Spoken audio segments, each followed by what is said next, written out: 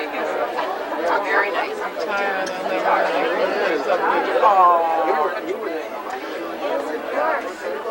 Did you do a lot of drink when you were here?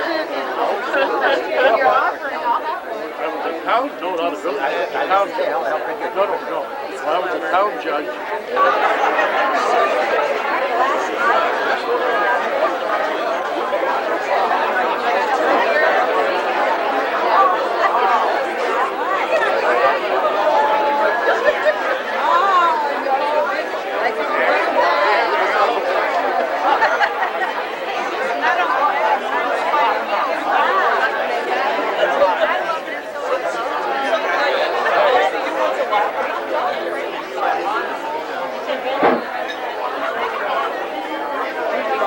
Okay, somebody must have stole it. I'll get you one. Can everyone please be Gone to seated get now? one, Bob. Everyone at the head table, please come on up and grab a seat. Every seat is nice.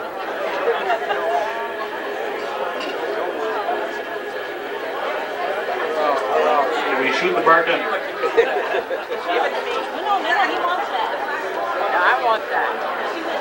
See what it says? Read it, Rita. Read it. Can everybody hear me? Can everybody see me? Can't see me, I need to see an eye dog. Can you see me back there? Can you see my tie? Or tie? Not anymore. My wife's not here. All right, I'll tell it. Where do I see her? Should be right there somewhere. That's as good as you're going to get. Thank you. Can we kill that? Can't they get it shut off? Okay. Everybody's gonna have to clap this. No, not a disease, John. Ian? Come on. Okay, John. You ready? Where's our piano player? Hit it. Okay, let's clap.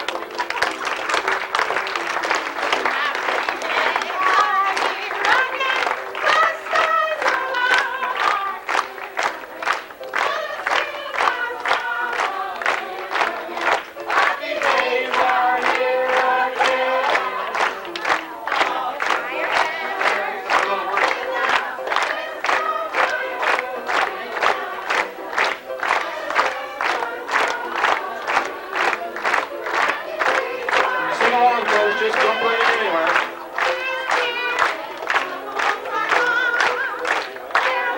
He was running for governor from Mario League.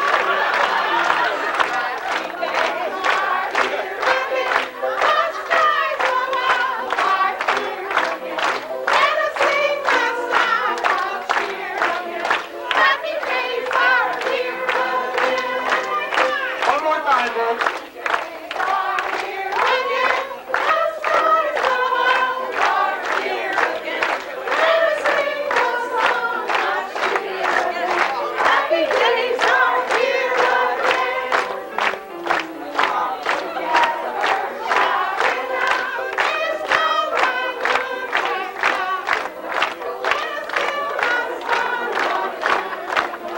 Happy days are here again.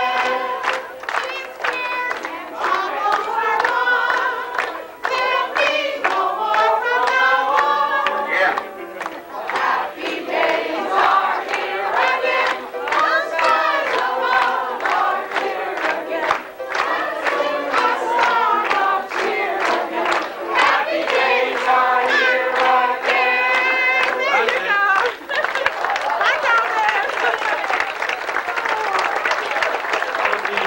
St. Patrick's Square in France.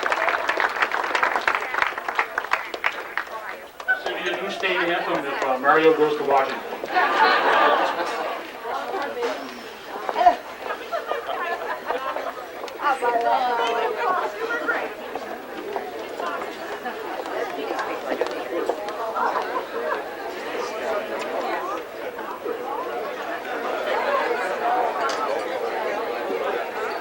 Well, I welcome you all here tonight. Those of you who don't know me, I'm Steve Manor. I've insulted probably half the crowd here, one time or another. Before the night's over with, I'll insult the other half. That's all right. I want to welcome you to Uncle Bob and Aunt Tilly's 45th wedding anniversary. Oh, excuse me, no, I got the wrong, Mr. Letourneau, yes. Hey, I want you to see that. What does that say? He's available. That's what I am. Mom's available too. Thank you. So while we're getting, I guess dinner will be served shortly. Make a few announcements. Are we on TV, Cal? Hi, Mom. Always want to do that. Okay. We have a few thank yous to give out here to the organizers, and I'll name these people. Ralph Gilpin, Jane West, Terry Penfield, Melissa McManus, Joe Bailey, Brian Jefferson, Arnie Beal, and John LeBron. And also the businesses who assisted with ticket sales, including the Holland Hotel, the Anchorage, Harrison's Pharmacy, Philion's Liquors, and special thanks to Bill Letourneau, who decorated, which looks really nice. Good job.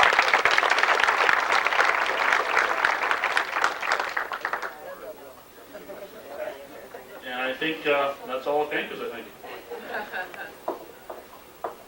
If I missed anybody, you can throw stones at me after. And chunks of ice. Well, see, I had one good joke. Wife's not here. That's how I can tell. She promised me. I promised.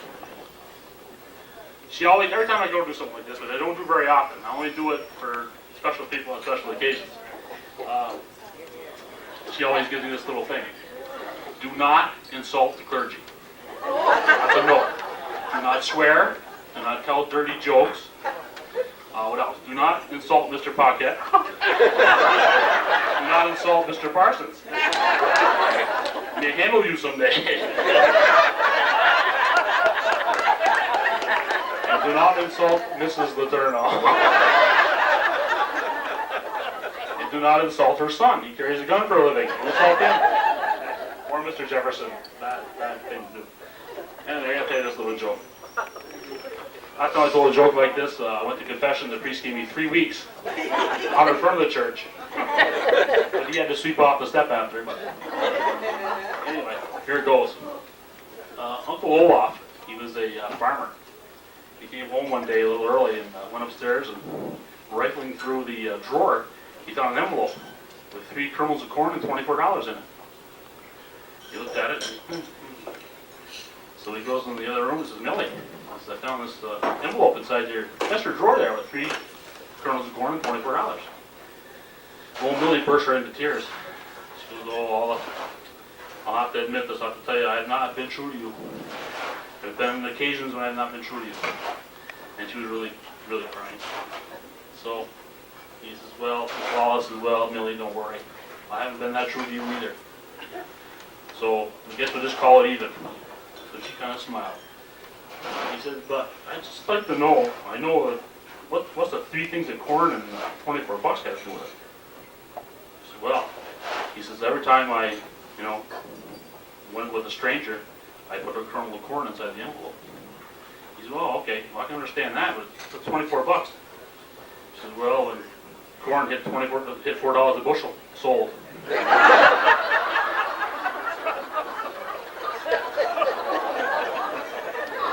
I'll explain that to you after. Not laughing. Monsignor gets it. Monsignor, you explain to him what that means. We'll slow him to draw today. Mamie's smiling. Mamie, explain to Hal what that means. Before I get in real deep trouble, can we serve dinner? Is dinner going to be served? I'm pretty hungry. Well, I got one more. Queen. I was asked to do this, but if I couldn't do it, Henry Van Acker was going to be the other MC.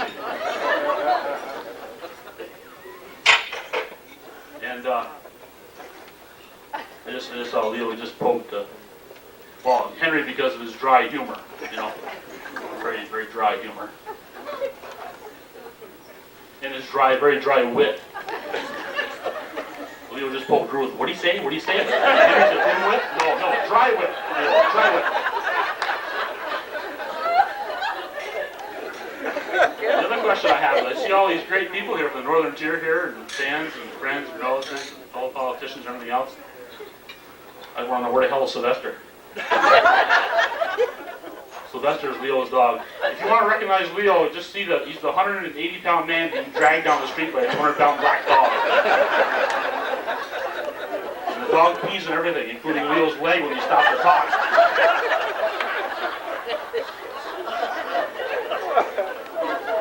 I figured, hell, if they let Rivers in here and Castellan and myself, why couldn't they let Sylvester in? At least he's house trained.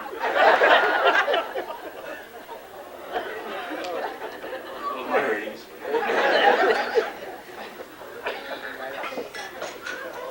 I'm running out of jokes at dinner already yet? Oh, yeah, bring on the chow. I'm starved. The Gilby's is talking now. Bring on the chow. So I'll let you enjoy dinner, and then I'll be right back up here to insult a few other people. Thank you.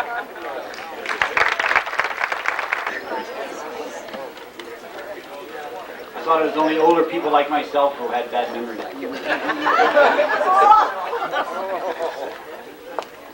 Let us pray. Heavenly Father, we come together this evening to honor Leo. We ask you to bless him, his family, all that are gathered here this evening.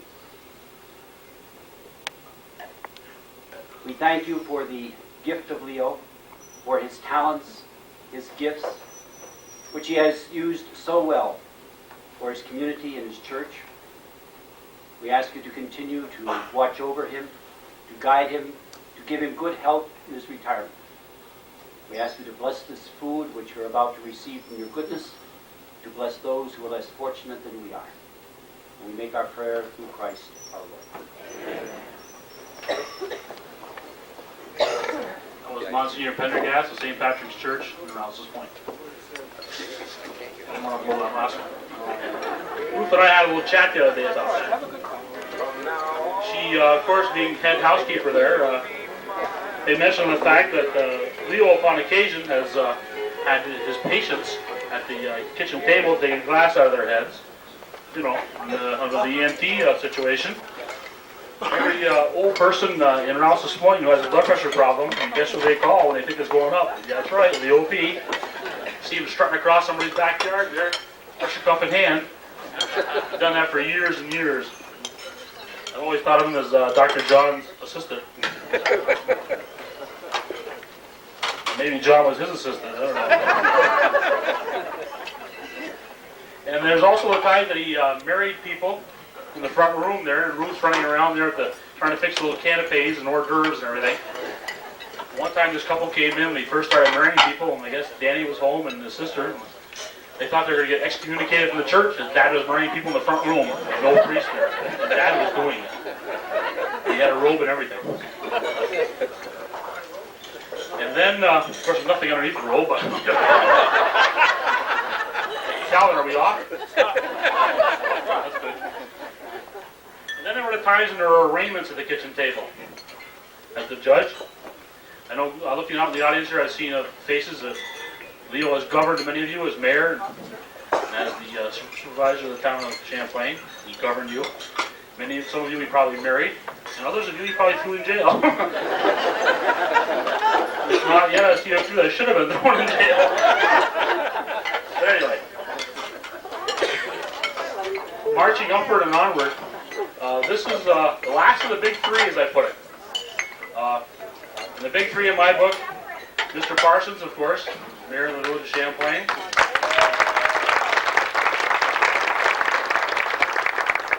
Retired a while ago. My buddy, my pal, Larry Paquette, retired a little while ago.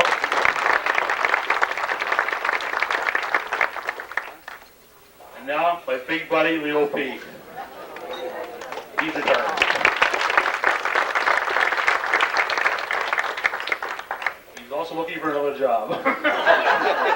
Anybody other than to do, you know, lawns to rake, dogs to walk, Leo's available. Now we'll get this, well, I got one more thing. I gotta tell you this. There's always been a big argument in Northern Ontario about who's the oldest. Is it Paquette, Parsons, or Letourneau? You know? And one day, in a story, I described Mr. Letourneau, the OP, as being 65. I got 5,000 phone calls. The first 4,000 from Mr. Paquette. He wanted to inform me that Mr. Letourneau was at least 70 years old. So naturally, being politicians, I didn't believe any of them. So I went down to the county clerk's office, started looking at the birth certificate. So I walked in there and I asked Mr. Abel, I said, what's the story here? You have any birth certificates for these three guys? He goes, well, let me go look. So he comes out about half hour later and there's an old piece of parchment there. I mean, old piece of parchment, all faded and crappy looking, rain, tear stains all over it. Mr. Letourneau's birth certificate. Well, then about 15 minutes later, he comes out with a Hereford hide, an old Hereford hide. He brings it out, throws it on top of the table. He's all in a sweat by then, right? Throws it on the table. This is Mr. Parsons' birth certificate. See the little paintings on there. You know, pretty old, that guy. I said, well, that's what Merlin says. He's pretty old. But anyway, so I said, well, what about Paquette? He goes, well, give me 15 minutes. He runs in the back again. Comes back out. He goes, well, you have to come in the vault for this one. That's what do you need? He says, come on in the vault for this one. I can't carry that out there. I walk in there, and there's a stone tablet.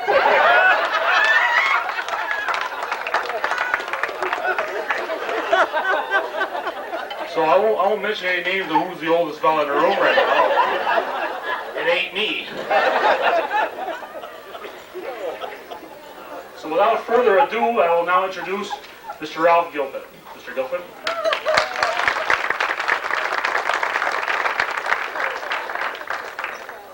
Gangster Ralph.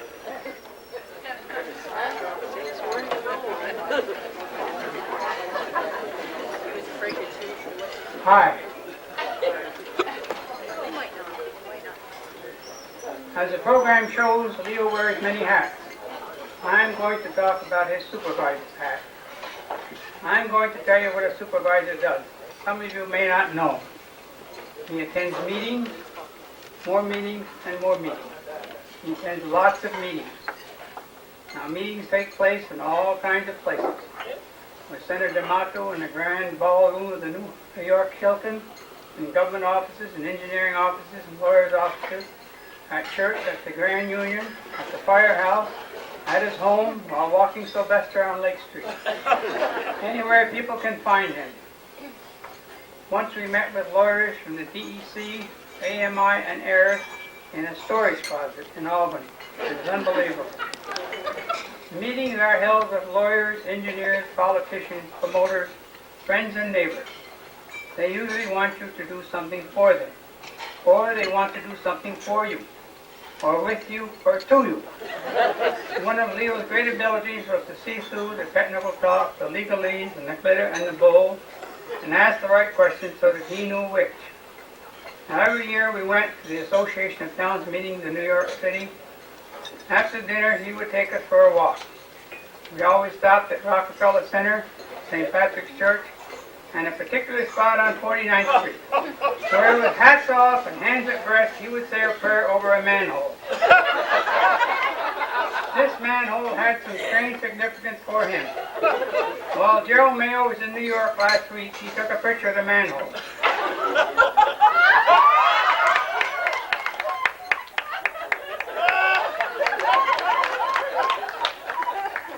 Leo, that's for your memoirs.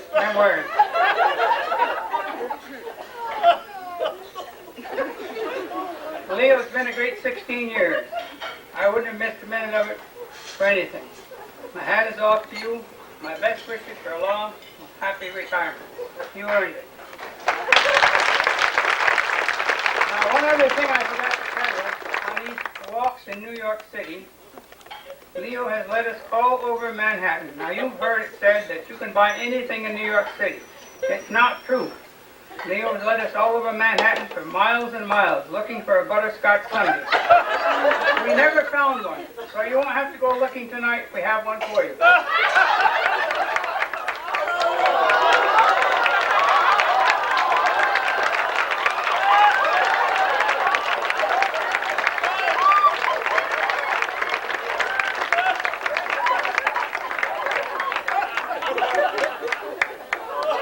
Anybody got a shovel for that?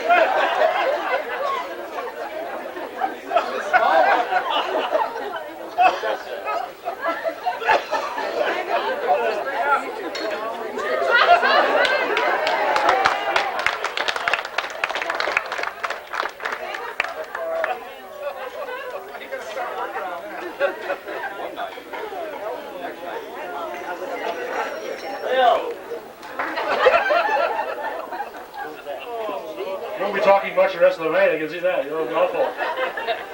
Eat it up, kill him.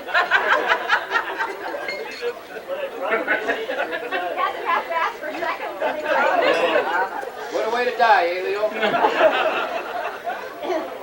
I think I moved that manhole cover of the picture, right? Yeah. Not Leo. You don't know what Okay, moving on. We're on a roll now. I'd like to invite up Mr. Steve Southwick, John LeBounty, and Brian Jefferson. If you gentlemen want to come up, please. You gentlemen have a presentation to make.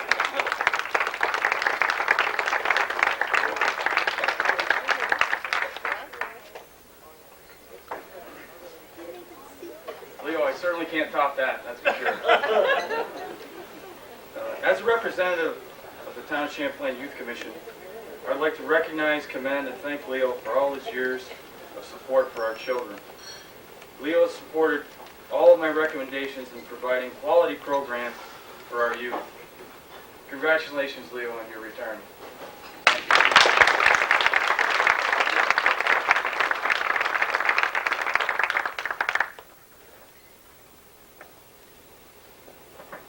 Leo Letourneau has done a lot for the village of Rouse's Point, town of Champlain. I want to thank Leo personally for the things that he's done for the hockey program and for the youth of the village. On behalf of the North Country Cougars and the children of the villages of Rouse's Point, Champlain, I'd like to present this plaque to Leo P. Letourneau. For your countless hours of help and support to the children of the North Country. Your effort has made our village a better place to raise our children and to enjoy life. Thank you for all of your help. God bless you and your family. This is presented by the North Country Cougars and the children of the village of Rouse's Point and the village of Champlain, New York. Thank you, Leo, for your help. God bless you.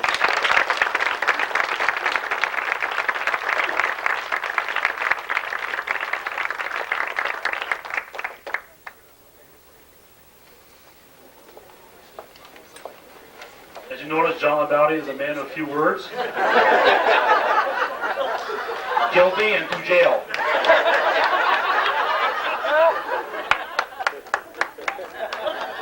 I'm going to have to walk to the town of Champlain for the next 5 years. I really appreciate that, Leo.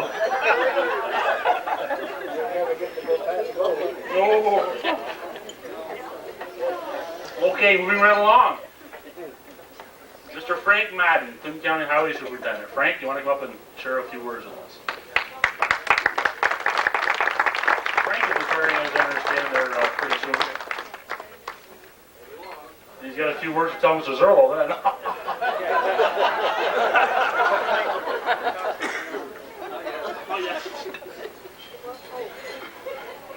Thanks, Steve.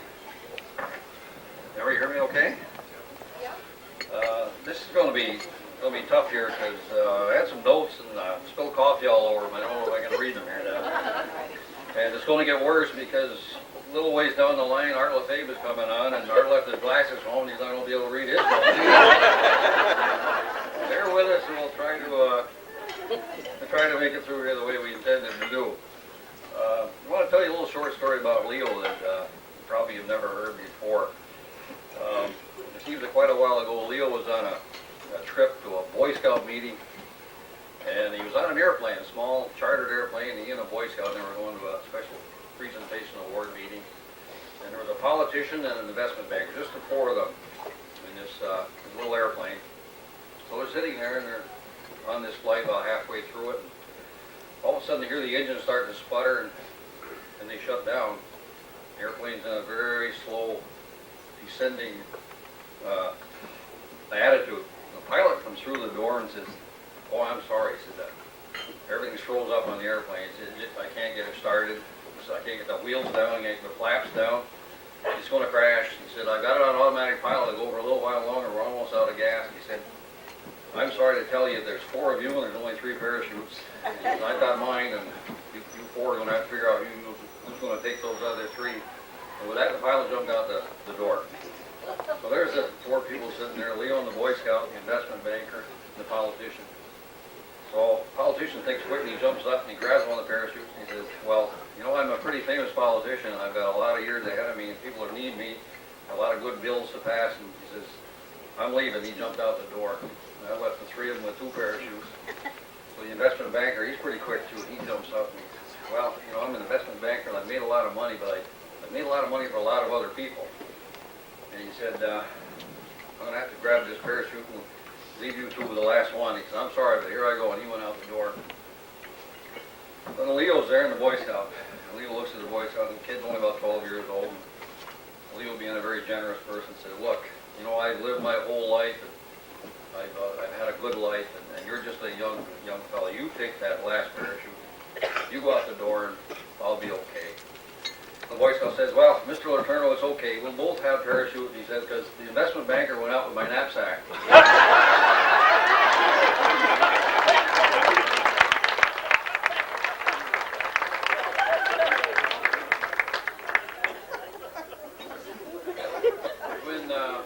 When I was asked to say a couple words about Leo, I got to thinking, well, usually you start with when did I first meet Leo? How long have I known him? And I got to think, I don't really know when I first became aware of Leo Letourneau. And if the Monsignor will bear with me, my first 8 years in grade school, ran a parochial school, and you know, we had a lot of catechism. Every day you got catechism. And you had the catechism book, which was a question and answer book. And you memorized the answers, else you never got out of school. And there was, like the question was like, who is God? And the answer was, God is a supreme being, and it goes on and on. And so, where did God come from? And the answer to that, of course, was, God always was, is now, and always will be. And to me, that kind of fits Leo, because as far as I'm concerned, he always was, and he is now, and he always will.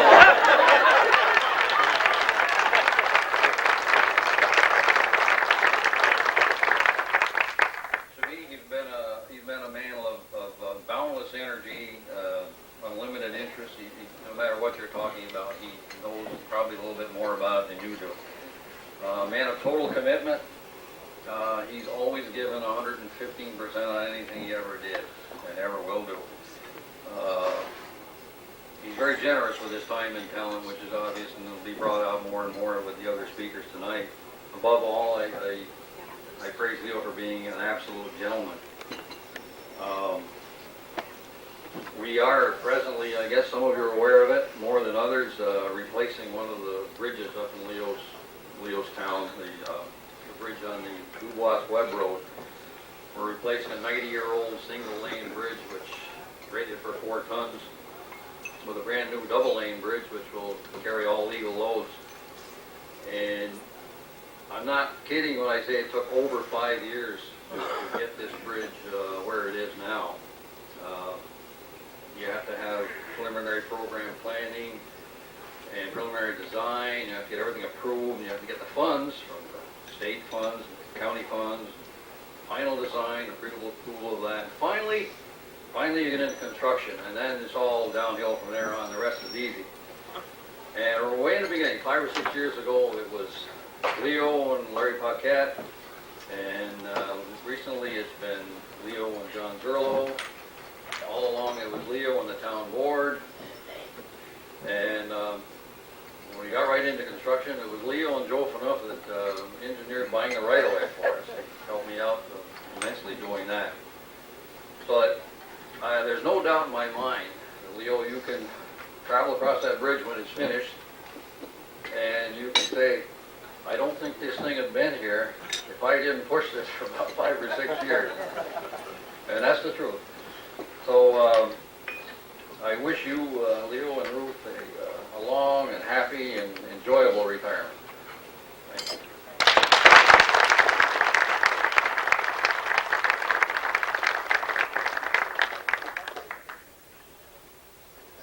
Game damn close, I'll tell you that.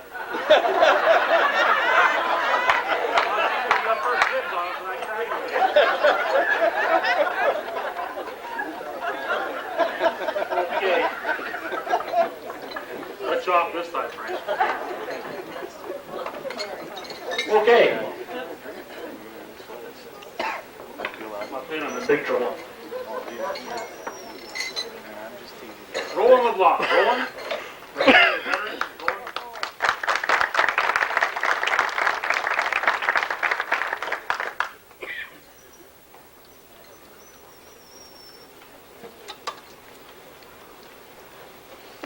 You are fortunate I'm not here as a speaker, only as a messenger official, including the hat. Nevertheless, I have a plaque here, which I want Leo to open because I had someone wrap it all up and sponsor like I have him.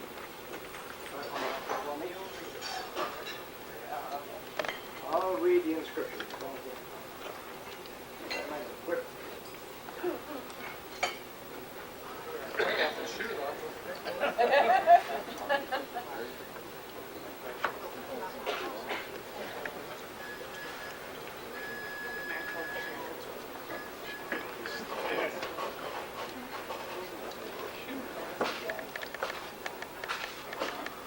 American Legion, presented to Leo P. Letourneau, Legionnaire of the Year, 1991, in recognition of outstanding leadership and service.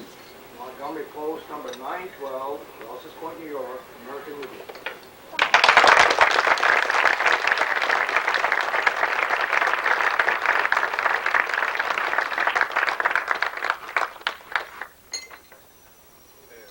Leo has been a chaplain of our post for probably 2 decades or maybe longer than that.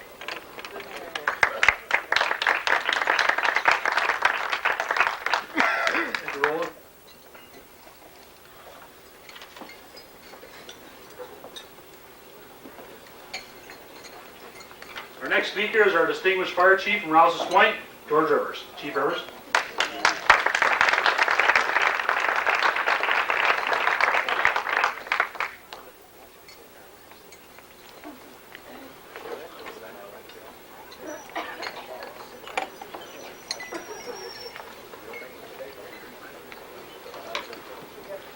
Well, Leo, you say retirement, but I'm not letting you retire.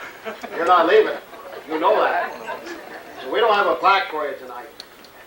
You've gotten too many from us already. What I would like to say is I represent about 2 of those hats in this program. Is that Leo's public service is longer than 31 years. The program's a little wrong. He joined the fire department in 1956. That makes it about 36 years, if I'm not mistaken.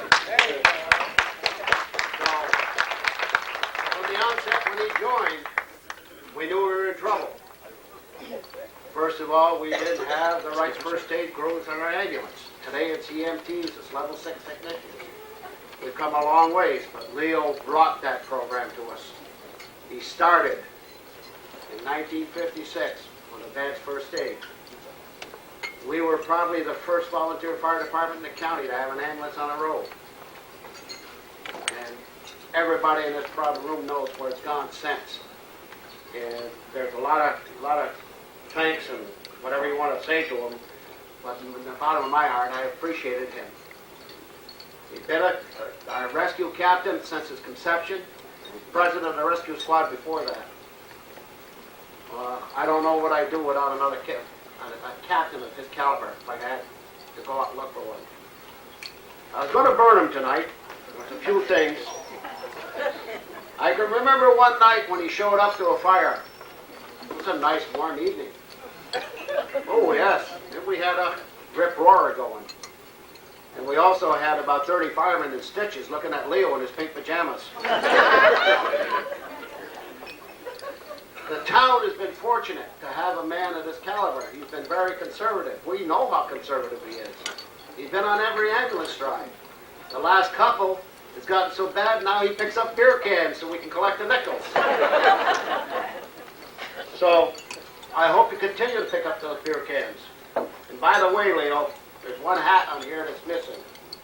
A very important one. It's called a friend. Thank you.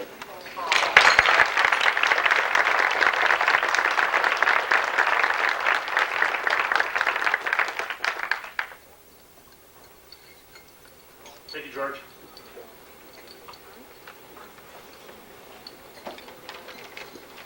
Next on our list, distinguished speakers. You know why Gerald's here? He wants to make sure that Leo don't change his mind. But anyway, my friend, Gerald Mayo.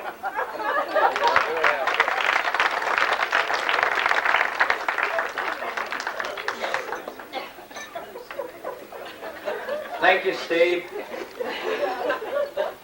Leo, what I have to say is short and all true.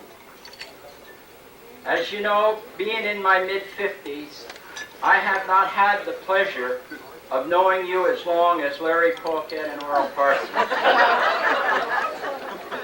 I can't remember which one said it during a recent conversation with them, but they both commented on seeing your birth announcement. Leo, when I was elected to serve as a council person on the town board, I was very apprehensive. Many told me you were a hard taskmaster. I remember the first day I walked in and stood in the doorway. Jane was busy, as she always is, and she said, "Come in." You looked up and said, "Come in, have a seat." I did. We exchanged pleasantries.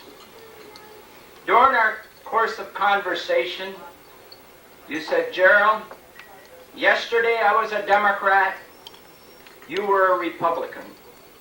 Today, we both work for the town of Champlain. Welcome aboard." And you don't know what that meant to me.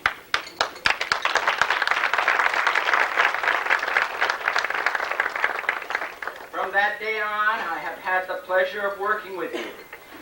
You've introduced me to many people. We undertook a records project. We saw it through. You showed me how the budget process works. And you also showed me how you can be a hard taskmaster when need be. Supervisor Letourneau, I thank you for all of this. I don't know if the new office will be totally completed by the end of the month. I hope you can use it for a while. This has been a dream of yours. You deserve it. I also request that you don't change your phone number.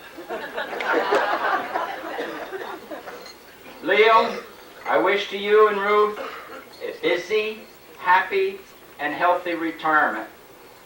Come and see us at the office anytime you want to. Thanks again, Leo, and may God bless.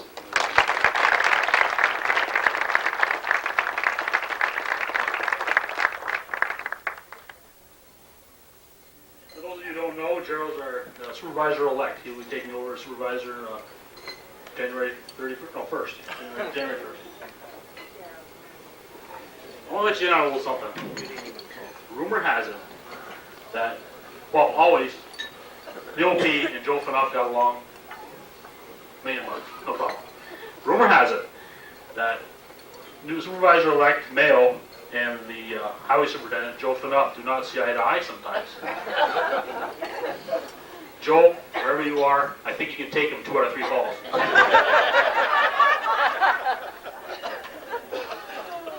Moving on, His Honor, Mr. Paquette, Lawrence Paquette.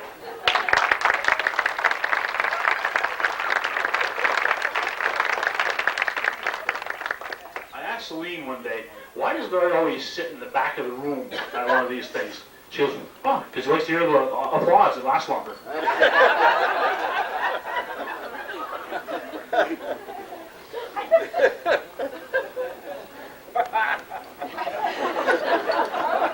How do you follow a guy like this at the microphone? One after the other, and it just comes and comes and goes. And it's good. I'm very impressed with the gathering I'm seeing here this evening. And I think Leo and Ruth have to be as well. This is a very nice turnout. Very, very nice. When I first got out of schooling, I decided that I had to determine what kind of a career I would follow. I looked around, then I had a discussion with my father. He said, why don't you become a partner with me in my insurance agency? Well, I wasn't sure if that's what I wanted to do, but I gave it some thought, and I went into it. And at the end of a couple, 3 years, I was delighted that I did. I found that I liked the insurance business. I found that I seemed to be people-oriented. I got to know practically everyone in the northern tier, and things were going real well. I then noticed that there were people in public service, and I thought, gee, that's interesting. Maybe someday I would like to hold a job, a political job of my own, and contribute. I talked it over with my father, and he said, I'm very proud of that. He was Clinton County Clerk at the time, so he was happy that I decided to do something like this. He said, let me give you some advice. You should pick a role model, somebody that you highly respect, somebody who handles the job very well, and watch how he or she does it, and see how they get reelected, and so on. And I think you'll learn a lot before you get into it. Oh, and one final thing. Pick somebody with maturity. Somebody with 15, 16, 18 years older than you are. And take advantage of their experience. Well, you know, this made a lot of sense. So I started looking around, and you guessed it, I zeroed in on Leo P. Letourneau. Well, let me tell you, I'm happy that I did. And tonight I'm happy to be here to pay tribute to him like all of you here are doing this evening. I can tell you, first-hand knowledge, there were 2 or 3 instances when I needed people from the northern tier, from the town of Champlain. I needed some influential people to come down to county board meetings on a couple of very special occasions when I really looking for funding for the northern tier, and I had only to make a phone call to Leo, and I'll tell you, he mustered the troops. He really did. Those people showed up, made a terrific impression upon my colleagues, and as a result, Leo, of course, was made a big impression. So I say, the fact that he was there and was town supervisor, it was very well noted that he was in the audience. And the purpose for which I had them come was successful. I did get the funding for the northern tier, and Leo will probably remember that. I think that it can be said tonight that Leo Letourneau has brought to public office the level of integrity and the level of credibility that constituents really admire and truly appreciate. And I think that has been the hallmark of his political career, as successful as it has been all these years. There remains, however, one issue, which he seems to never have been able to clarify. Now, we all know that around election time, politicians put out hoop sheets it tells you where they were born, when they were born, where they attended school, where they worked, if they worked, and what they're going to do if elected or re-elected. And you read this, of course, I've always been a little wary of politicians. I take some and I leave some. But Leo's has always been rather accurate, except date of birth. Always somehow omitted. Now, it didn't make any difference to me. But some of his strongest supporters and his good friends, mutual friends of ours, would talk to me about it. And they were irritated. They were annoyed that he failed continually to give his age. Well, I said, that's not a big deal. Well, I was reading this little article in the paper, November, retirement party for Letourneau schedule. And then it goes on to say, the 65-year-old retired state. Well, I said to my wife, we're having coffee, I said, 65. I said, that makes Leo only 10 years older than I am. And I thought consistently that it was 15, 16, somewhere in that area. And my wife said, well, it could be a typo. I said, no. I'll tell you, Steve Manor is not noted for errors. So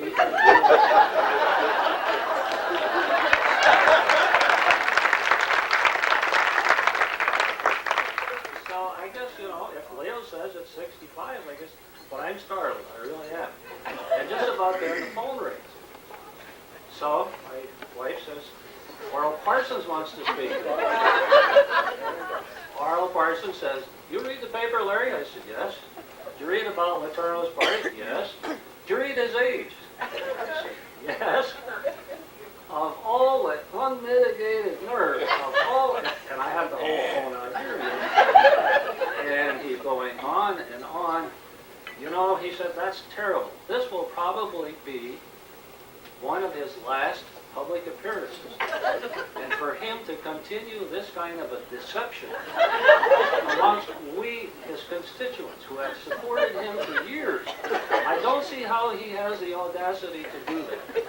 And I said, well, Oral, look, I don't know too much about this. I don't want to get into anything like this. He said, look, let me tell you, I know his age. I said, you do? Absolutely. He and I are the same age.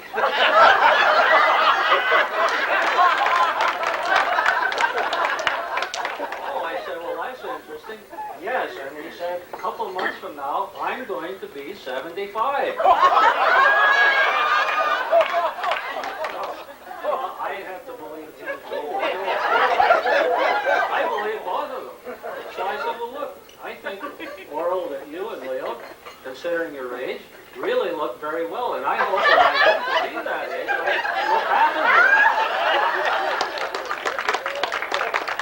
Well, anyway, that's an issue that Oral and Leo ought to settle between themselves. I said to Oral, if I'm invited to say a few words that evening, I want to talk about Leo's successes as town supervisor, which have been exceptional. He's done the job very well, as everybody will attest to here this evening. I'm not going to get into the question of age, Oral. That's something you and Leo can fight over as long as you want to. I'm not even going to bring the subject up. I don't want to be an agitator. So I'm going to avoid this topic completely. You guys resolve it between yourselves. Leo, my wife Celine joins with me in extending to you and to Ruth the very happiest and the very healthiest of retirements.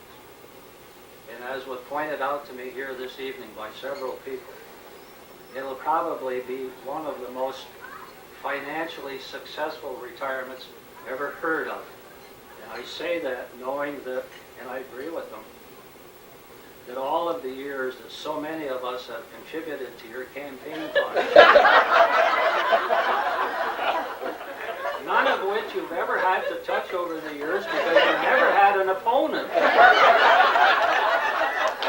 This is of buildup, which is now entirely yours, I guess. I don't know. Anyway, use it as best you see fit. God bless you, and you know you're still my favorite senior statesman.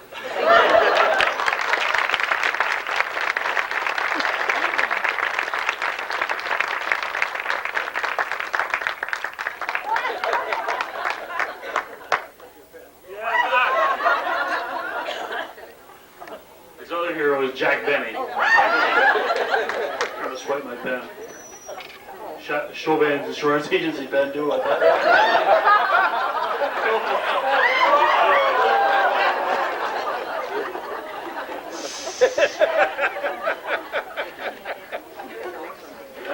By the way, Larry was right about that little faux pas there in the age. But we did sell an extra 500 papers that day. Leo bought them all. And I hate to bring this up in front of all these people, but you still owe me that $10 for changing that. Okay.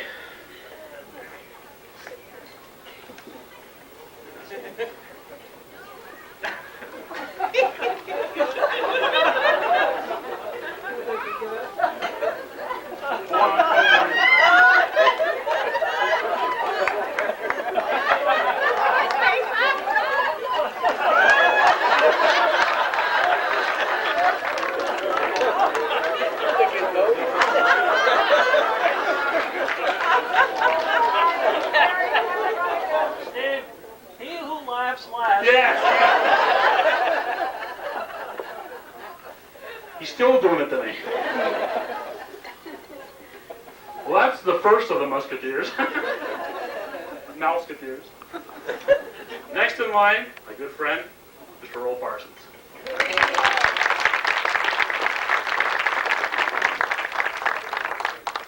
You notice he likes to sit in the back of the room too. What are you going around? Come on.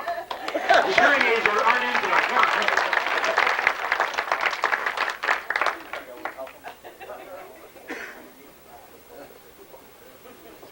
Some notes here.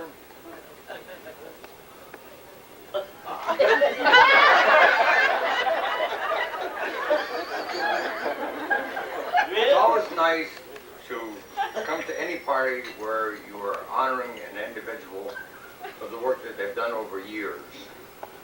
But I gotta be truthful tonight. Curiosity got me.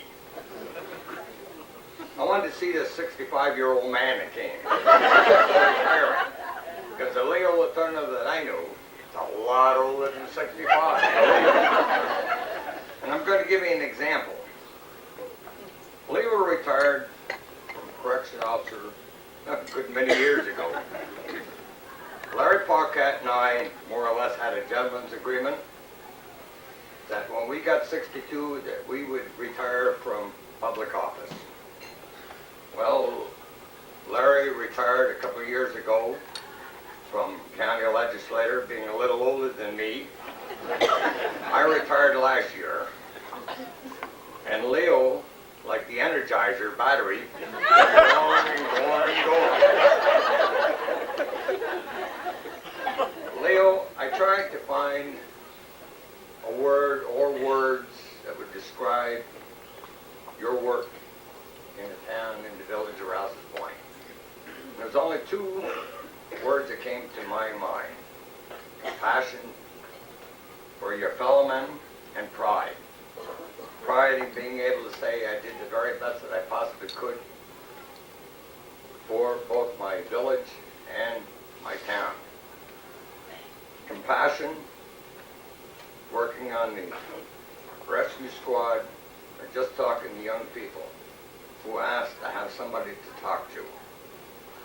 Believe me, Leo has a lot of compassion.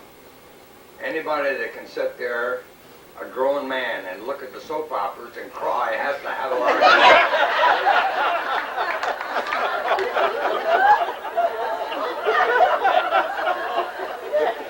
Both Marilyn and I wish you and Ruth a happy and long retirement.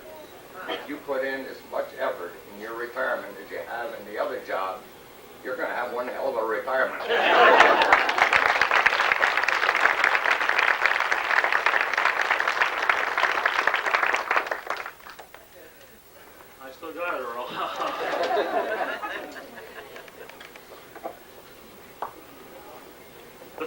Musketeer, Mr. Joe Bailey. Joe.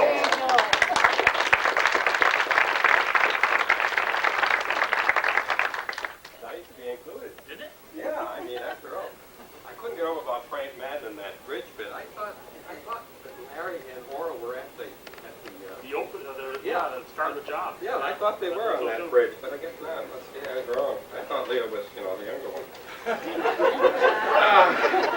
And I don't know how they microfilmed that, what you were talking about, the stone tablet. They took everything to microfilm. How'd they get the stone tablet? They got it right in the safe. The whole stuff. Clergy, Reverend clergy, and honored guests, especially to Mr. and Mrs. Letourneau. It's a privilege just to say a few words and keep it short because I keep looking back at that mallet and I don't want to get...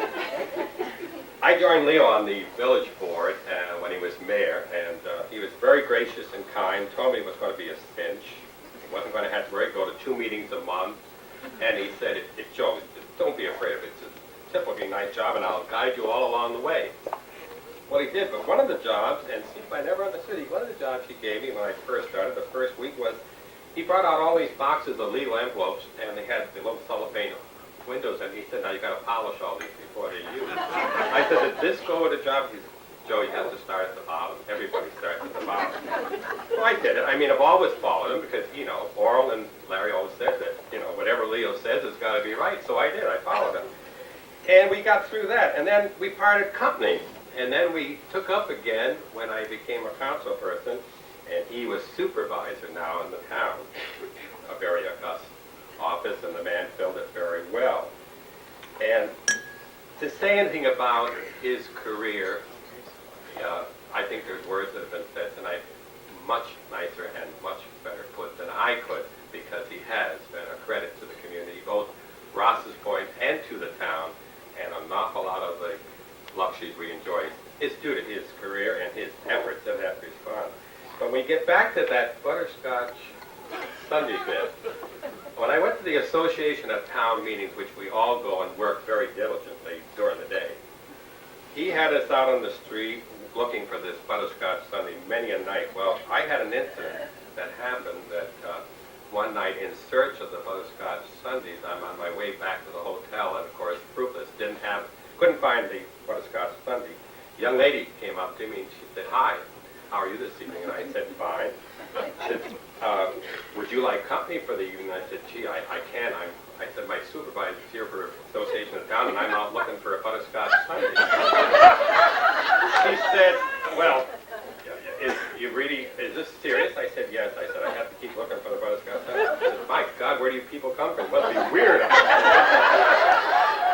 Of course, Henry Van Acker had the same incident, but for different reasons later the same evening.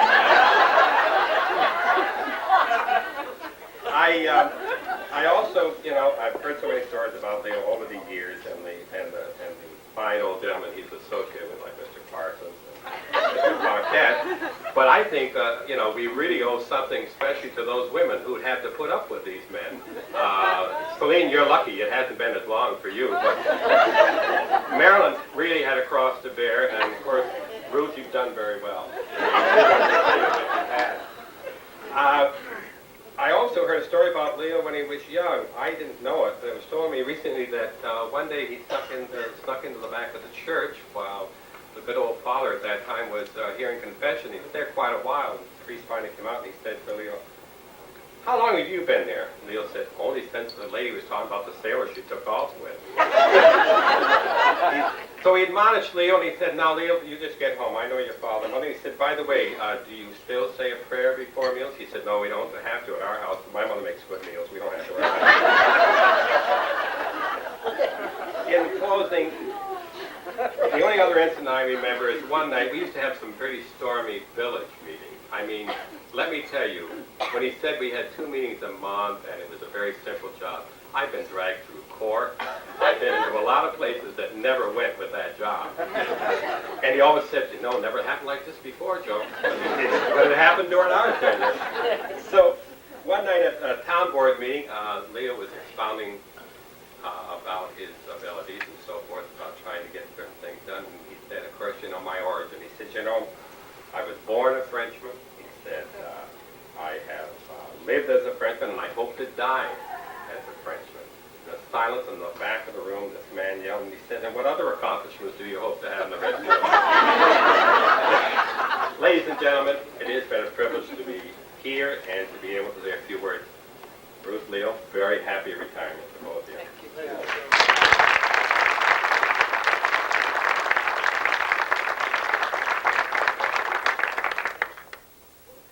Joe's a good guy. He left my notes this time. Okay. And now, the junior statesman, Mr. Doug Agor, Mayor of the Village of Champlain.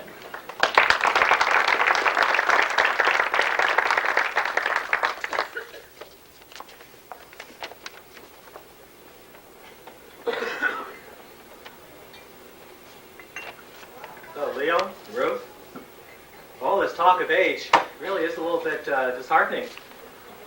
And well, maybe I should have worn my bib up here looking around at... And age is relative too. You know, when you're 16, 30 seems like it's really ancient. And when you're 30, 40 doesn't look too bad after all. But when you're 40, mid-40s, low 40s, the age of these three guys still looks pretty bad. You know, we had a lot of talk about the Four Horsemen of Notre Dame. We know the power that they have, the Four Horsemen of the Apocalypse. And we've got the triumvirate of the North Country here. And the end of an era is coming to a close with these three fine men stepping down from public office. First, had Mr. Paquette, and my good friend John Zerlo was elected to take his seat. When Mr. Parsons decided to call it quits in the village of Champlain, he encouraged me to run. I'm sure he's still encouraging me to run. There are days when I like to take him up on it and run. And now we have Mr. Letourneau, Leo, who is stepping down from the office of town supervisor. And I think Gerald probably can agree with John and I that we certainly at this point would make no claims to be the new triumvirate. We certainly have large shoes to fill, and we would do our best to do so. And we certainly would respect those three men, and Leo here tonight, for showing us the way, and we know that they are still going to be around for a long, long time to get us out of the scrapes we get ourselves into. I think I sum up my feelings for Leo. Basically, in the first time that I met him, and I do remember the first time that I met him because I have it written down in my diary as Captain was a young boy. And also probably the last time that Leo and I did anything officially together. The first time we met was 1971, and it was Labor Day weekend. And my wife and I had just moved to Rouse's Point, new nary a soul, starting out a new job, new place. We happened to be taking a walk, and it was the day of the famous Penfield Letourneau Labor Day parties. And we were invited in, and a couple of Manhattans later, and some good conversation, we knew we had come to a good place, and we thank Leo and Ruth and Penfields for that. The last time that Leo and I did anything officially, and I'm still kind of new at this sort of thing, was this past summer where there was an opening of a new customs lane. This was a customs lane strictly for American citizens going into Canada. We were assured that the Canadians going back on Sunday nights would not be able to use this lane. I think to this day that they probably got us mixed up, and I was asked to be the first person through, and Leo was asked, he accompanied me on the passenger side. I really think that Leo was the one that they were really after, that they just mixed up the town of Champlain, the village of Champlain, and we did go through this, and he did get to say a couple of words afterwards, but all in all, Sue and I and the village of Champlain would just like to wish you a very good retirement, good health, and dust off the plans that you put aside for many years, and enjoy your retirement. Thank you.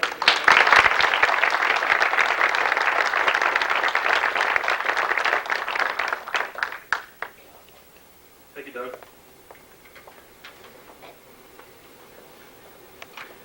And now the Honorable Mayor of the Village of Rouse's Point, Bob O'Neill. Bob.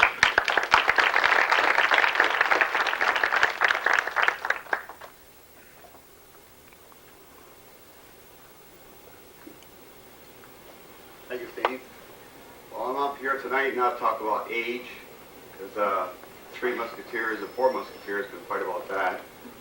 And I'm not going to talk about politics. I'm going to talk about a meeting, my first meeting I had a few years ago when I first began in politics.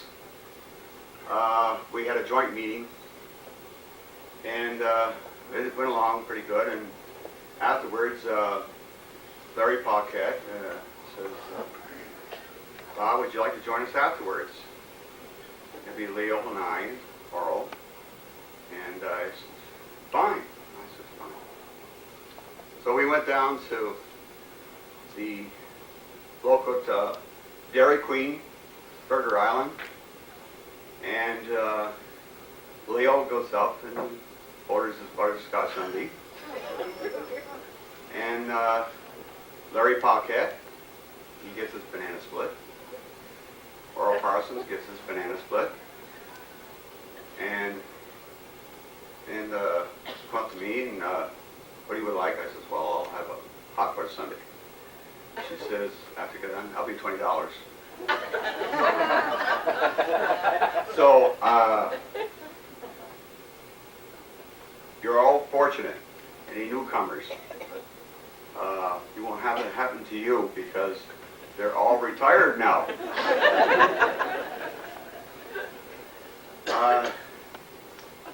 Leo, we had a good relationship between the village of Ross's Point, the town of Champlain, and the village of Champlain. As many times we've had to ask each other for favors, for equipment, or manpower. You were there in the town of Champlain and also the village of Champlain. And I really appreciate that. And I hope in the future, as a new supervisor, that same relationship can be made for the future. Leo, Ruth, I want to congratulate you both, and I want you to have a good, happy retirement. Thank you.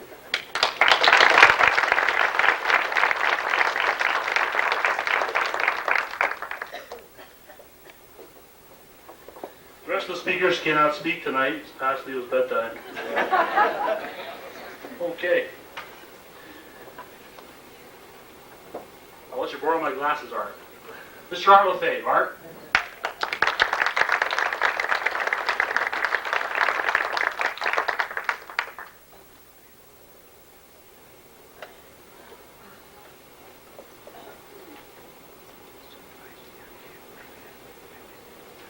Art, you see the button? Como? It is indeed a special occasion to be asked to say a few words this evening. First of all, welcome to the town of Plattsburgh. The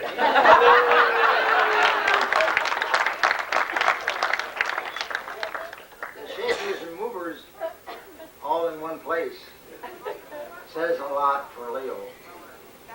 And of course, we welcome people like yourself down to the Plattsburgh area, and I hope you spent a good deal of your money at the mall. And Leo, I wish you well in your new mall. But you are indeed a special person.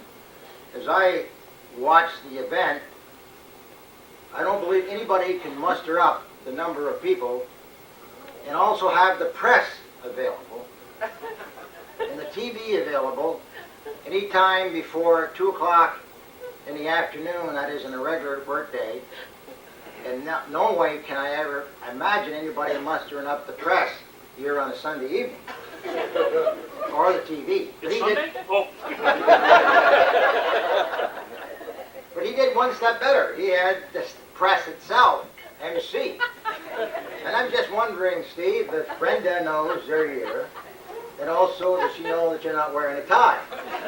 Brenda who? I got to say that many, many times we always look around and see who are the people that make the difference in our communities. And this evening I can say that sitting here I know now who has made the difference in the northern tier. Leo and your wife, Ruth, has made that difference. I speak this evening for the Supervisors Association for the County of Clinton, who was formed back in 1968, at which time the county legislature was formed, and Leo came in shortly after that. And of course, Leo being a special person in himself, not only being the Justice of the Peace, but being the mayor, which is unheard of in the state of New York, holding two offices.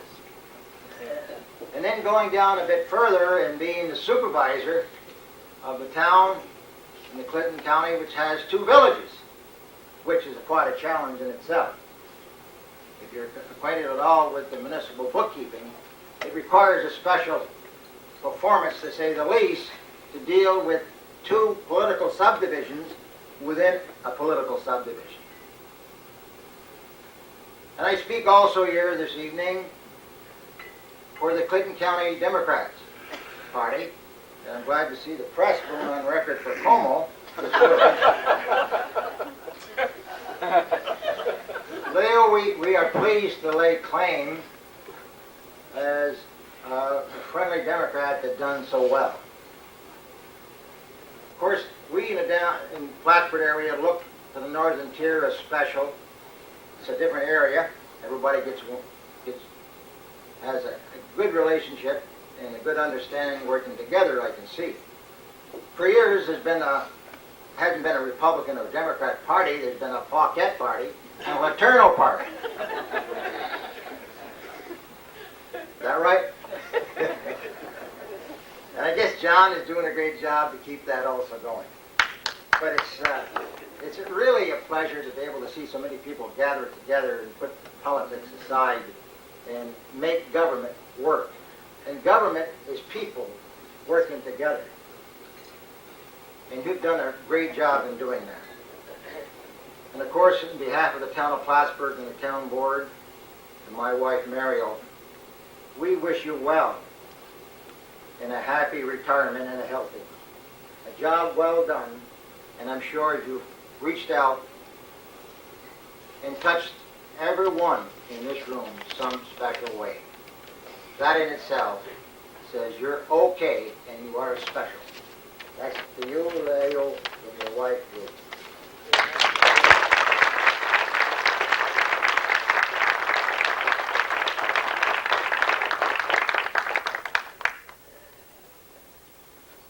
I may have failed to mention that Art is the supervisor of the town of Plattsburgh, of course. Mr. Democrat, also known as Mr. Mall, and in some circles, God. Assistant. Okay, Art. I have 2 things to read here. Our distinguished assemblyman and Mr. Orloff and Ron Stafford. Senator Ron Stafford couldn't be here tonight. I was told, or I'm led to believe, that they got summoned to Albany by the governor, I believe, yesterday or something. A special session down there, so they couldn't be here. I do have a letter to read.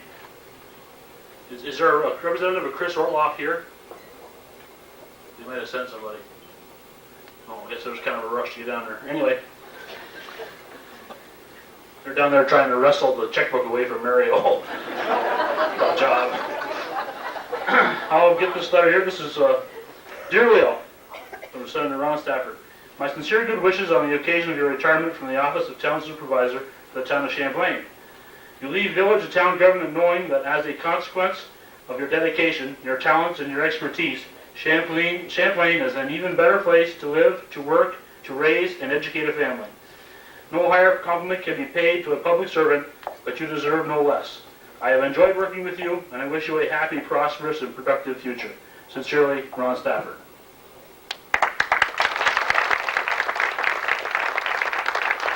Greetings from the good senator. And here's a letter. Dave Martin, our congressman, couldn't be here tonight, but he did send the following letter. Dear Leo, I am pleased that you are being honored this evening upon your retirement as supervisor of the town of Champlain. It is indeed appropriate that with your 32 years of public service should be recognized. Throughout your years of service, you have been part of a special corps of Americans, our local officials, who devote their talents and energies toward the betterment of their communities. I am pleased to join your family, friends, and colleagues in conveying heartiest congratulations and best wishes on this noteworthy occasion.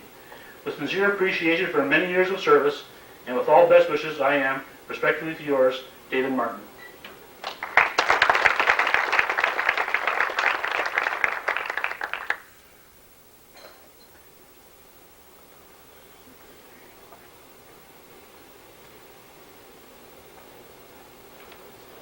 Okay, get those big guys out of the way. What they say about big wheels, eh? Okay. I gotta tell you this one real quick here. We're running short on time. I see Bob Mescal sitting out there, and I remember a little story I heard quite a few years ago. Bob came running into Leo's house one morning and said, Leo, Bee's having a baby. Come quick, come quick. So Leo runs down the stairs in his pink pajamas, in fire boots, stethoscope, and he heads out to Bee's. Of course, Bee being his old maid sister. It was a real surprise to Bee when he got there. But there was a Bee that did have a baby, and Leo delivered it. Am I right? And thank God they didn't call it Leo. It was a girl, I believe. A Bob. It was a Bob and it was a Leo. It was a Leo and they called it Bob. No, it was a baby and they called it Bob. Leo, he did all the work and Bob got all the credit. All Bob did is run in and say, Leo, Bee's having a baby. I don't understand that one. I got one more here. I got to tell you this one. You know, it's water over the bridge, but Leo fought hard and long to try to get a correctional facility located in the town of Champlain.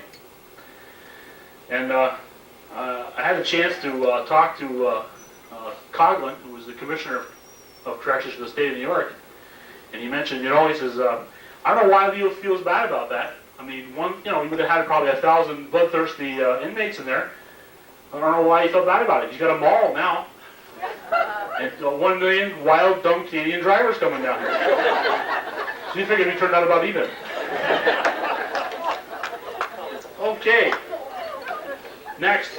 We're down to 17, folks. God help us. You got to pee?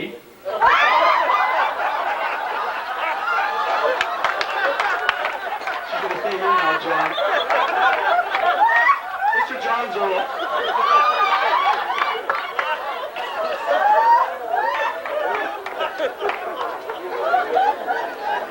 Follow that, Mr. Zolo.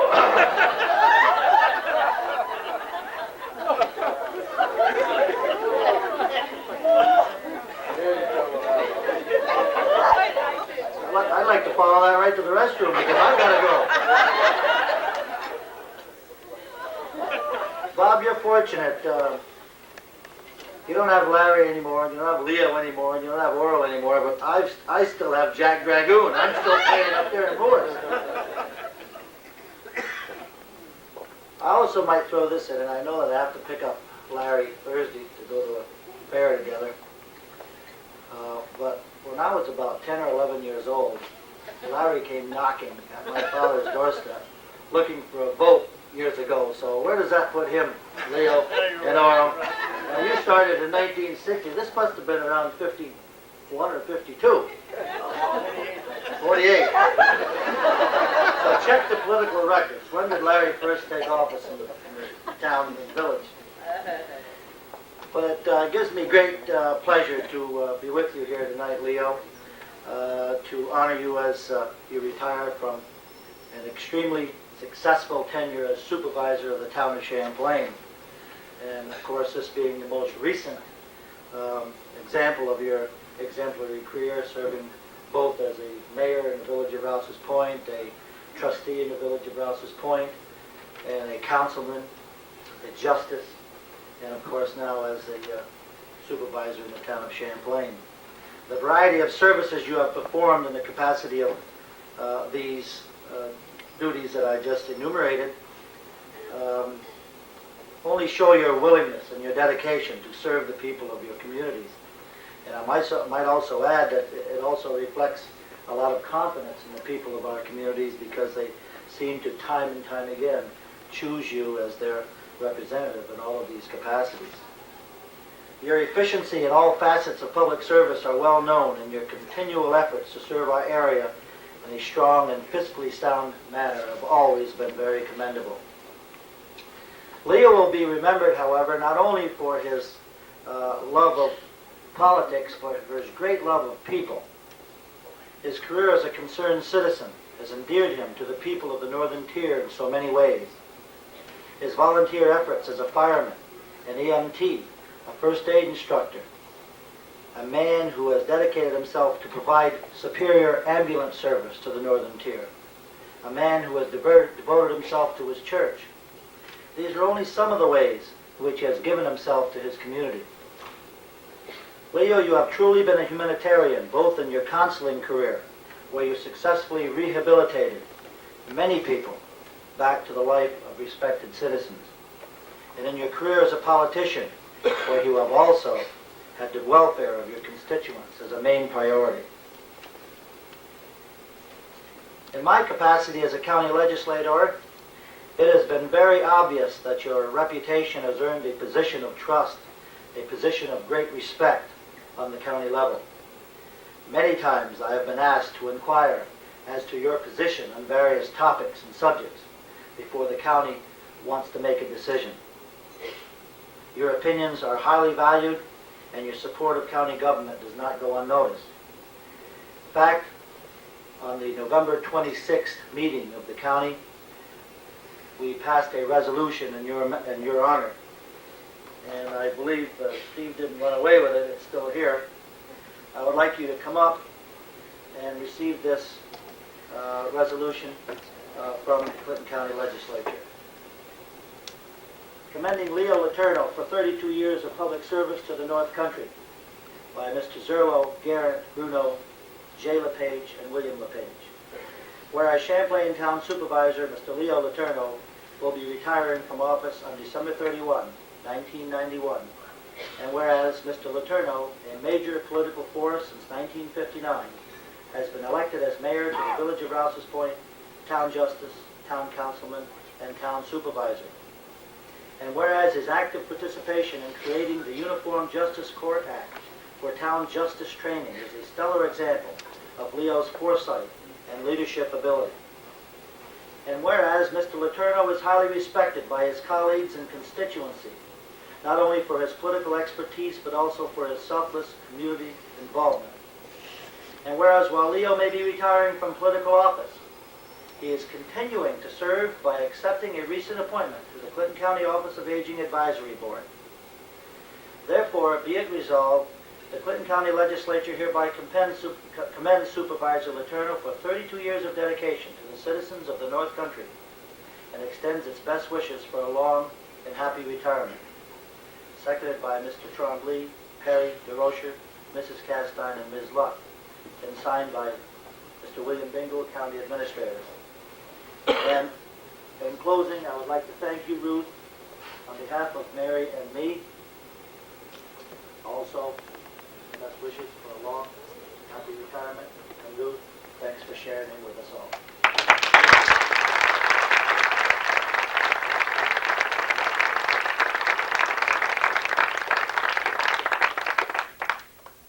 Done good, John. 3 minutes.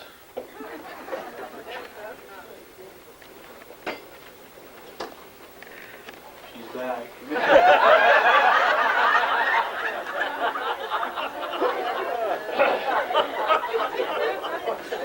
She'll throw a glass at me now. She knows a barber.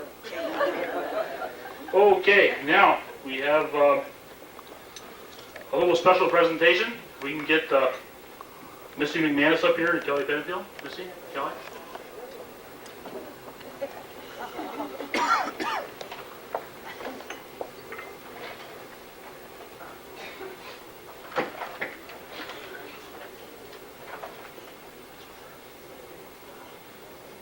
Before we present our uncle with this award, All you gentlemen should be aware of something that you've done to him. I don't think Aunt Ruth knew about all those butterscotch sundaes. And this man is in trouble when he gets home tonight.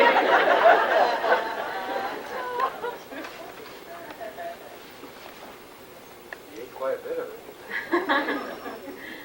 We have a plaque for Leo from his friends and family. We'd just like to read this to you.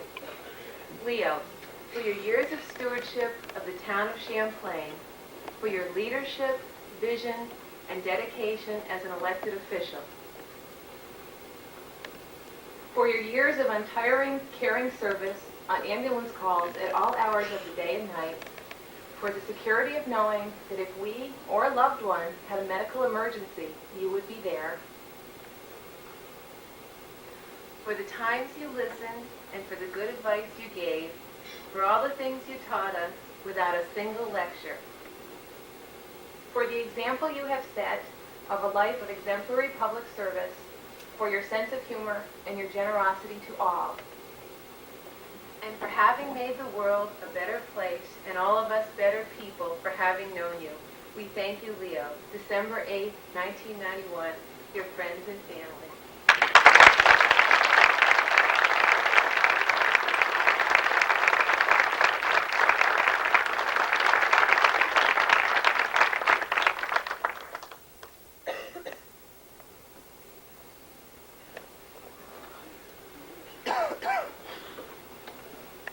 Nice job, ladies. I always forget to tell people who these people are by title, because I just assume everybody knows who they are, so I didn't go off that. Okay. Here are his nieces, of course.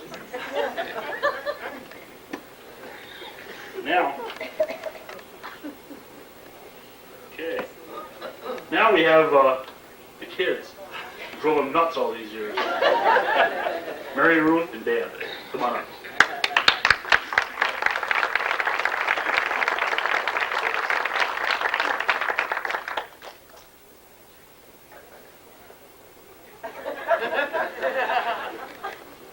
My mother asked me if I would say a few words about my father, as if I could say a few words about anyone ever. But I'm glad to have this time to thank Father for some very precious but intangible things. Thank you, Father, for a parent's unconditional love in the faces of fairly poor life choices. More than once I heard, "You know, Peanut, you're not wrapped too tight." Or, "You're not too damn smart, girl." But with those comments always came a really good listener who offered but never imposed advice. Father's let me make all my own mistakes, and he's always been there to help me back up. I've had 23 years in nursing, and I owe them to Father, because if he hadn't driven down to Albany time after time to take me and my roommate out for spaghetti, I probably wouldn't have stayed there. But I can say that it was often enough that the waiter, whose wife happened to work for Key Bank, saw his picture in this Key Bank quarterly, dedicating the new bank near the Grand Union in Rouse's Point, cut it out and waited, because he knew that he would be back. And one day, Father shows up at Calzoleros, opens his menu, and out falls his paper with his picture in it. And it was really neat. And I want to thank Father for being steadfast for me and for lots of others here, without any fanfare or trumpets. You've just accepted us as we are, whether troubled or joyful, and you've shared not only yourself, but your home and your family. Long after Dan and I moved away, a trickle of village youth still drop by 18 Pratt Street. And I have to give credit to his equally steadfast partner, my mother. I could probably have summed this whole thing up recalling a Thanksgiving, as I told Calvin, about 100 years ago when I was in high school. Father was a justice of the peace at that time, and our Thanksgiving feast was interrupted when a state trooper brought in a very intoxicated fellow who had run head-on into a bus. Well, so much for dinner, it was on hold. Father arraigned him, and then he cleansed and bandaged his forehead. Then he gave him a plate of food. And the trooper declined refreshment, but he showed up after his shift for some pie. And that's just the way it's been, and that's still the way it is. God bless you, Father.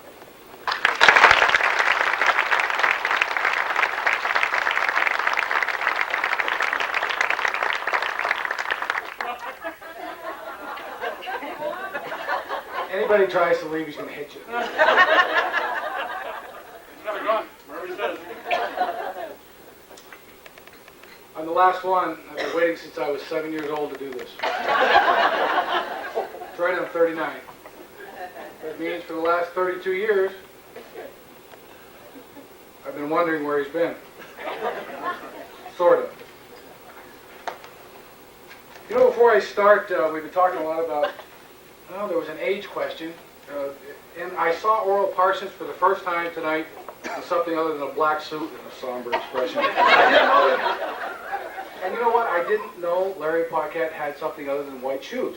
So there's a way around this. And I thought John Zerlo said he and Larry were having an affair, going to have an affair, or going to an affair. I'm not sure what it was.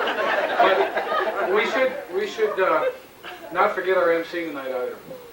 So before I offer accolades to my father, let me tell you something about Steve Manor. I think you all know that he grew up in Moores, and with my law enforcement connections, I was able to do a little research.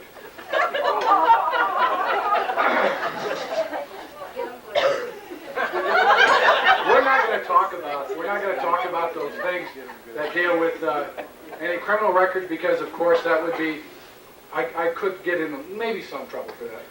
But he did mention that my father was easily recognized by a 200-pound dog dragging him around.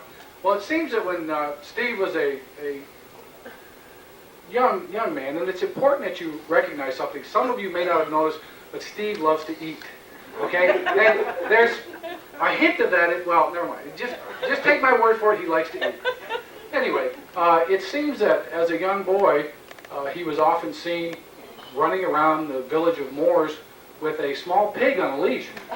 And this pig, strangely enough, had a wooden leg and hobbled, and he was being pulled around by this pig all the time. And this one person stopped a neighbor of his and said, "My God, what a strange thing. A young boy with a pig with a wooden leg. What could this possibly mean?" And they said, "Well, that's a very, very special pig. That pig saved Steve's life." And they said, "Really? Well, how did that happen?" Well, apparently Steve was in the barn in the hayloft smoking, and as so often happens, there was a fire, and he was calling for help, and this pig, at that time with a leg, all four legs, heard this small boy screaming in the hayloft, and the pig scampered into the thing and scampered up the ladder, nudged Steve all the way over to the edge of the hayloft, and there was a big pile of hay down there, and pushed him out, and Steve fell down, safely landing there, was able to run away. The pig jumped down, and off he went. And I said, "That's absolutely wonderful." And obviously, I said, the pig sustained this injury and had his leg amputated. How sad. And they said, oh no, that's not it. I said, "Well, I don't understand." I said, "You said this pig is a very good friend of Steve's, and he cares for him all the time." He says, "Well, that's right, it is, but Steve doesn't figure such a good pig should be eaten all at once." So anyway, that's his friend. Anyway, I know the names of... Okay, I know the names Terry Anderson, Joseph Sicipio, Tom Sutherland, Alan Steen, Terry Waite. They all mean the same thing to all of us. They were men held against their will for a very long time. One of them as long as 6.5 years. That's about 2,373 days. God bless us all in their home, and we're happy for it. And I'd like to add my own thoughts about another very special man who's now coming home after 11,680 days, and that's my father. Now, never let it be said that he was a hostage. A more willing prisoner I've never seen. And despite all the moaning, I probably more than anyone else did, he's cherished every second of the last 32 years. To tell you the truth, there were many times since I was 7 years old that I wish Dad could be around at a certain time. Instead of at the village board, the town board, town court, a retirement dinner, all of those things. There's many times that I wish this. You could just stay home, or maybe you could come to a basketball game, or go fishing. There are a whole lot of times I just hated to hear the word politics. But you know what? You never even knew what that word meant. Politics? To him, it was just an opportunity of a lifetime, a chance to do some good. My father simply loved his job working for the people of North Country. Never once have I heard him involved in a strategy meeting before an election. He always figured if they want me, they'll vote for me. God, I sometimes wish he wasn't so likable that he'd do a rotten job. But he didn't, and you voted for him, and he served. Now, before this starts sounding like a son's moment to complain and finally tell the world what I think about local politics, let me tell you instead about Dad and what his involvement with government for the last 32 years has given me. It's given me some wonderful examples to follow. It's shown me things like patience. You know anybody else that would answer the phone at 10 o'clock at night and calmly and honestly discuss village trash removal? I've seen them do it. Yes, that's fine, Mrs. I'm not going to tell which one of you it was, but I did. I've seen them do it. Persistence and hard work. Who else would go on a vacation 3,500 miles away from here? Call Jane every day. Make sure there's nothing that he was supposed to do or that he could do so he could leave it for somebody else. If he does that, he did it. You know it. I wanted to tell you I know it. How about humility and love? Who else but Leo will listen to his mother and my grandmother? She told him, pray for your enemies, Leo. Well, Dad never had any enemies, at least that I know of. But he'd pray for his opponents. And he'd pray for those in the media who once sought to hurt him with sly innuendos, small untruths, and the like. He didn't pray they'd stop writing or talking about him. He prayed they'd be happy and healthy. You know what? His prayers are answered. Some of you won't remember this, but I've had it for a long time. A real long time. It's a copy of a editorial out of the Plattsburgh Press Republican 22 years ago. It says support for Letourneau. It says Leo Letourneau deserves to be reelected as the mayor of Rouse's Point. It says a whole lot of other things, and it ends with, we not only like the record of the mayor, but feel that he can accomplish much more in the future for the betterment of Rouse's Point. For these reasons, we would hope that Mayor Letourneau is reelected on Tuesday. That's pretty prophetic. I clearly remember how these few paragraphs drew my father from a very dark, emotional time, took him back to reality, took him back to us, the people who love him, and all of you, those of you who supported him. To tell you the truth, after this came out, he never once looked back, and he's kept going since. Despite all the criticisms that always follow one in public life. I guess that's why I dragged that thing around all these years. It reminds me that although the idea of serving a town, a village, a population, 365 days a year for 32 years, too tough a job for me. It meant the world to Dad, and for that I thank all of you for helping be there. Now before I close, lest you think I haven't had the best father in the world, let me say this. Never wanted for anything. Dad's applied the same energy to our family as he did to the town and the village. He's been a shining example of me and many others. His grandson, my son, ran to him the first time they laid eyes on each other. I guess the kid's a good judge of character. Dad always found room in his busy head to write me letters in college, too. These notes often gave me that little extra I needed. In more ways than one. I mean, besides a smile, he used to staple dollar bills to the letter. He really did. He collected them from his carpool. And every once in a while, they'd find it to me. Well, guess what? It's time, Dad, for you to have a little extra cash. So here it is. This is the first dollar bill you ever sent me.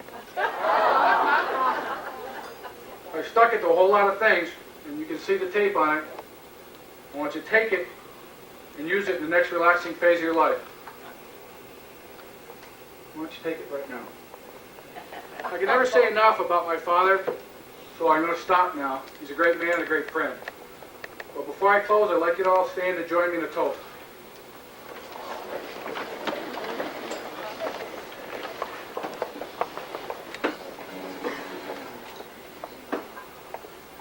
Dad, now that you've reached the final stage, or the next stage of your life, where you'll be retired, I offer you this. May there always be work for your hands to do. May your purse always hold a coin or two. May the sun always shine on your window pane. May a rainbow be certain to follow each rain. May the hand of a friend always be near you. May God fill your heart with gladness to cheer you. Congratulations, Father.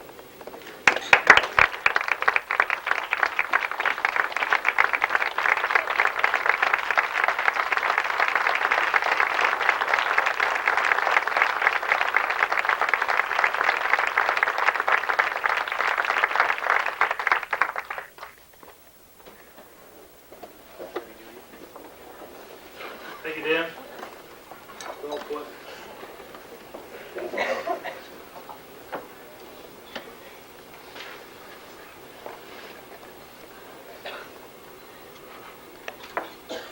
Got a few more things here to do.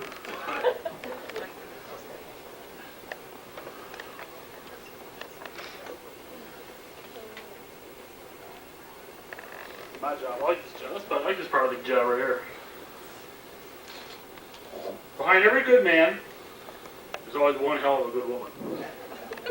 I know that firsthand. So now, Mrs. Letourneau.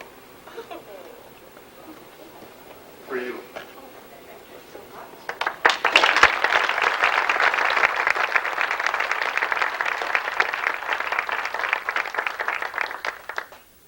We had a purse for Leo, but I spent the money yesterday Christmas shopping.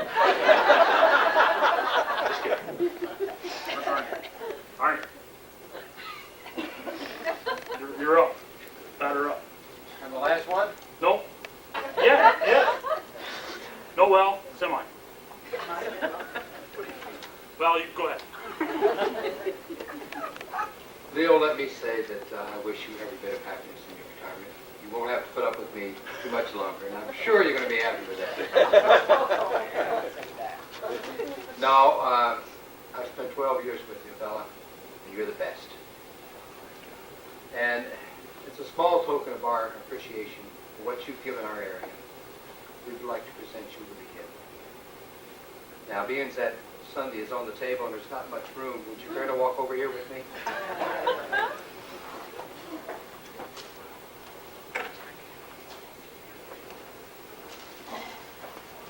It's not Christmas, but you can rip it open now. The card here for you.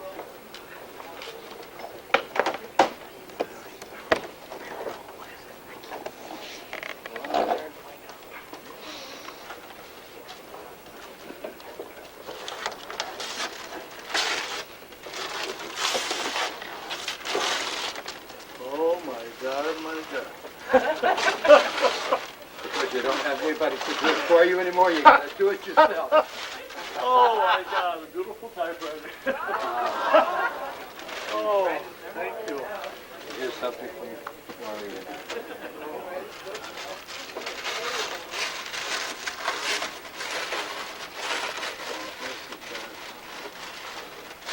Put the pictures they may have of you. Ernie, thank you so much. You're welcome, sir.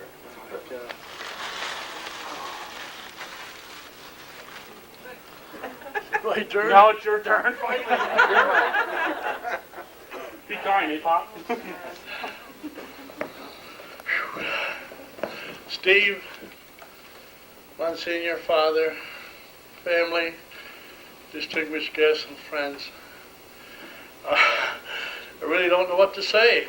I'm just overwhelmed. That's all there is to it. Certainly, I couldn't have put 32 years in if it wasn't for my Butchie. Believe me, she put up with a lot, and she really was my support A lot of times she didn't like it. Well, we're going so-and-so. Well, I got a meeting. We're going so-and-so. I got a first aid class, so on and so forth. And as I look around, I can just see so many people who are involved: fire department, rescue squad, teaching, politics, everything. And I had an excellent secretary, and the good Lord felt that he needed her more than I did. So he took her.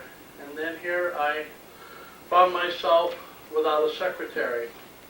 And I was going to interview a couple of people when my good friend and former council person, Romeo, showed up into the town office. And he says, Leo, he said, have you got a secretary yet? I said, no, I don't. I said, but I want to interview some today and tomorrow. Well, he says, I got a good one for you. He says, my daughter Jane knows computers, she knows this, she knows that. I said, send her over. So anyway, we got in touch with Jane. She came over, and I swear to God, the miracle of 34th Street is the greatest person that ever come. Let's give her a hand.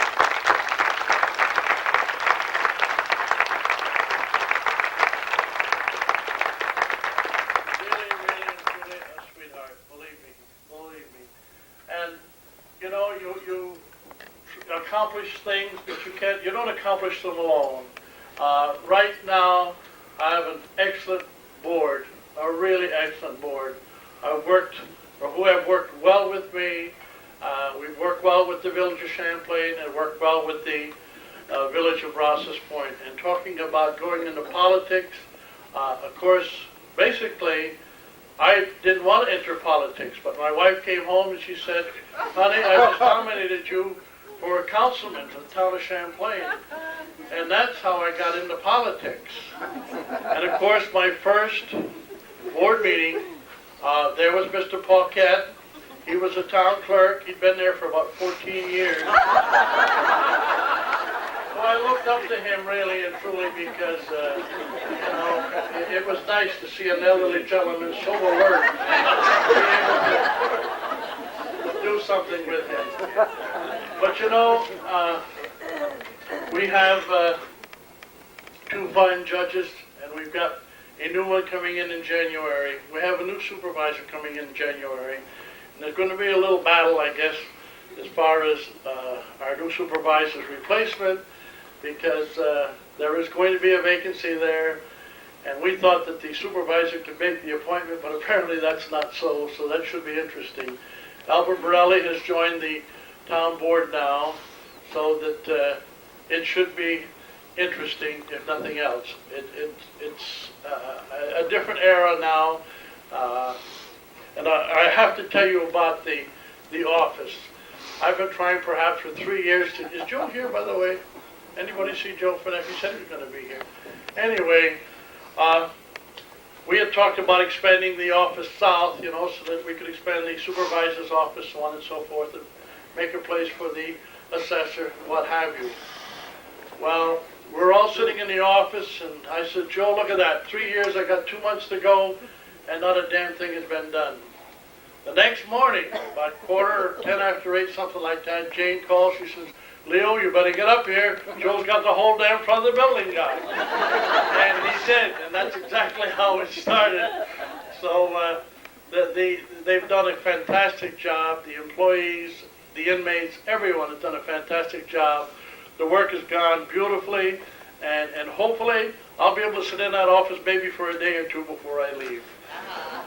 The good friend John Labonte back there, and Lester Hamill, they're our judicial force. They've done a fantastic job, and they need your support. And again, as I said, I hope that all will go well for them. There might be a few problems we don't know yet. And my good friend John Zerlo, who's been so supportive over many years. There's just no way I can look around the room and just thank each and every one of you individually for something that you've done for me. And I'm grateful for it. And certainly I know that I would have never been able to do what I've done without the help that I've received. And again, my kid, both of them, Danny and Mary Ruth, along with my wife, all I can say is thank you for your patience, for your love, for your understanding, because without them, I'd have never made it. Thank you.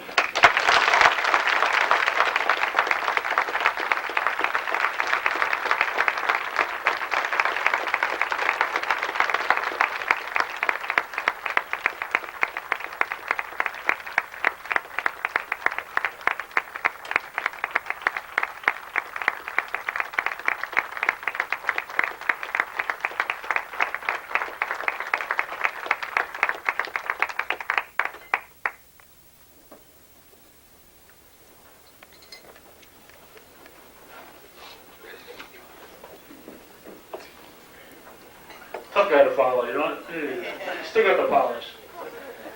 The closing tonight's program, we'd like to call up Reverend Howe to come up and say the benediction.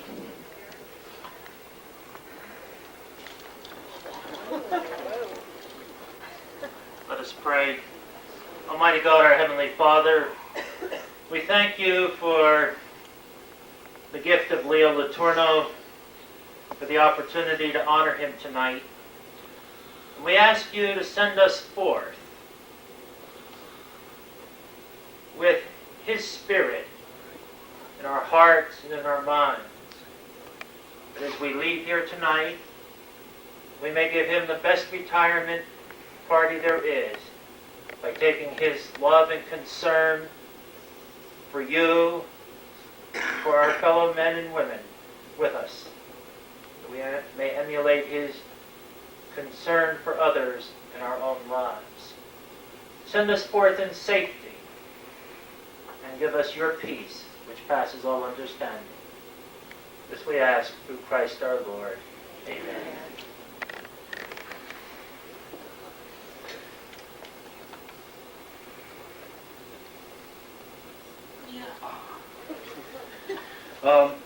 Before everyone leaves, or you're more than welcome to come up here and talk to Leo and Ruth and the whole family and shake hands and whatever.